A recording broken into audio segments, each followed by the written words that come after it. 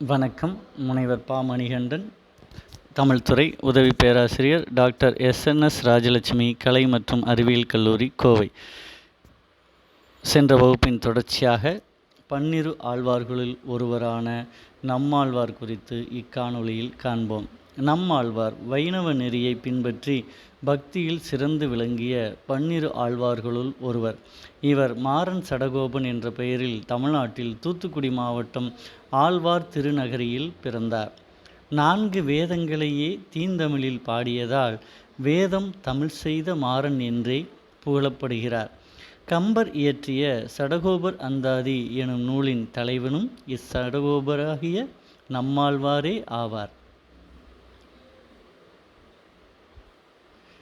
திருநெல்வேலி சீமையில் தாமிரபரணி கரையில் உள்ள திருக்குருகூர் எனும் ஊரில் பொற்காரியார் மற்றும் சேரநாட்டு திருவெண் பாசாரியத்தை ஆண்ட மன்னனின் மகளான உடையநங்கைக்கு மகனாக நம்மாழ்வார் கலி பிறந்த 43 பிறந்தார். இவர் பாண்டிய மரபினர் ஆதலால் மாறன் என்ற இயற்பெயரையும் மாயை உருவாக்கும் சட எனும் நாடியை விஸ்வசேனரின் அம்சமாக பிறந்து இவர் வென்றதால் சடகோபன் என்றும் மாறன் சடகோபன் எனவும் அழைக்கப்பட்டார். யானையை அடக்கும் அங்குசம் போல பரன் ஆகிய திருமாலை தன் அன்பினால் கட்டியமையால் பராங்குசன் என்றும், தலைவியாகிய தன்னை வரித்து கொண்டு பாடும்போது பராங்குசன் ஆகி என்றும் அழைக்கப்படுகிறார்.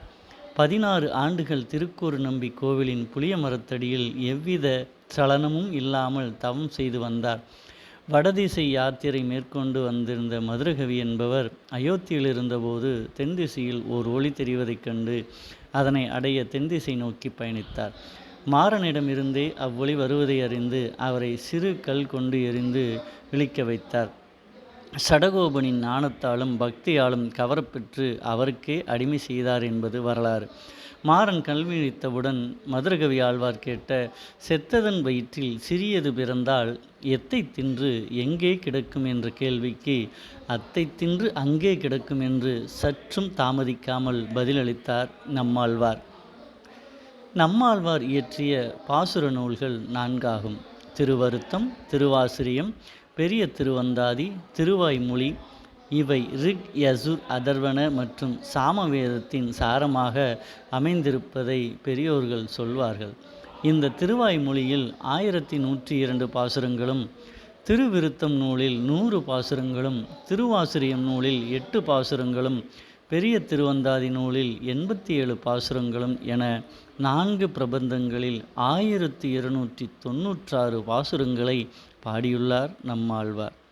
கண்ணினின் முன் சிறு தாம்பு வைணவ சமயத்தில் நம்மாழ்வாரை போற்றி மதுரகவி ஆழ்வாரால் இயற்றப்பட்ட நூலாகும். இந்நூல் 11 பாசுரங்களை கொண்டது. மதுரகவி ஆழ்வாரால் நம்மாழ்வாரை வணங்கி பாடப்பட்ட இந்நூல் 4000 திவ்ய பிரபந்த தொகுப்பில் முதல் 1000 தொகுப்பில் இடம்பெற்றுள்ளது. கண்ணின் நுண் சிறு தாம்பினால் கட்டுண்ண பண்ணிய பெருமாயன் என்ன பணில் தன்னிரு தென்குருகூர் நம்பி என்றகால் அன்னிக்கும் அமுதூரும் என் நாவு. இறைவனது திருநாமத்தை சொல்லும்போது என்னுடைய நாவு அமுதூறுகிறது என்கிறார். 4000 முழுவதும் பகவானை பற்றி, அவன் புரிந்த லீலைகள் பற்றி, அவன் குணங்களை பற்றி பாடிய பாடல்கள்தாம். அவை அவருடைய அவதார பெருமைகளை பேசுகின்றன. ஆனால் இந்த கண்ணின் நுண் சிறு தாம்பு மட்டும் நம்மாழ்வார் பற்றி பாடும் பிரபந்தம். பேருக்கு ஓரிரு முறை பகவானை பற்றி குறிப்புகள் வரும். மற்றது எல்லாம் நம்மாழ்வார் எப்படி தன்னை தடுத்தாற் கொண்டார் என்று மதுரகவி ஆழ்வார் பாடியதுதான். ஆனால் ஆசிரிய பக்தி சொல்லி அவர் மூலம் பகவானை அடைவதை பற்றி சொல்லியபடியால் இதையும் 4000 திவ்ய பிரபந்தத்தில் சேர்த்தார்கள். இந்த பிரபந்தம் இல்லாவிடில் நமக்கு 4000 பாடல்கள் கிடைத்திருக்குமா என்பது சந்தேகம்தான். ஆழ்வார்கள் பாடிய பாடல்கள் காலப்போக்கில் மறைந்துவிட்டன.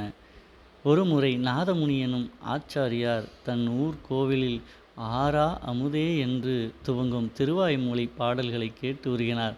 அதன் முடிவில் 1000 பாட்டுக்கள் பாடிய குறிப்பு வருகிறது. அதை பற்றி அந்த பாடல்களை பாடியவர்கள் கேட்க அவர்களுக்கு தெரியவில்லை. ஆகவே நாதமுனிகள் இப்பாடல்கள் கிடைக்குமா என தேடிக்கொண்டு திருவரங்கம் பின்குடந்தை கோவிலுக்கு சென்று விசாரித்தார்.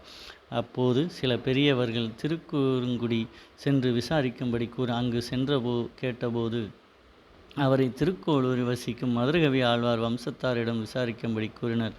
அவர்களோ கண்ணினுன் சிறு தாம்பு என்னும் இந்த பிரபந்தத்தை 12,000 தடவை சொன்னால் நம்மாழ்வார் உதவி செய்யலாம் என்றும் கூறவும் நாதமுனிகளும் அவ்வாறே செய்தார். அவருக்கு முழு பிரபந்தம் கிடைத்ததற்கு காரணம் இந்த கண்ணி நுண் சிறு தாம்புதானே. நம்மாழ்வார் நாதமுனிகள் 1000 பாடல்களை பற்றி கேட்கவும் நம்மாழ்வார் தான் பாடிய 1000க்கு மேற்பட்ட பாடல்களை அவருக்கு கொடுத்தார். அது மட்டுமல்லாமல் ஏனைய ஆழ்வார்கள் பாடிய பாடல்களையும் அவரிடம் தந்தார். நாதமுனிகள் தான் நாம் இப்போது பார்க்கும் பிரபந்தத்தை முதல் 1000, 2ஆம் 1000 என்று வகைப்படுத்தி கொடுத்தார். அவருக்கு இது கிடைப்பதற்கு காரணம் இந்த கண்ணினுன் நுண் சிறு தாம்புதானி.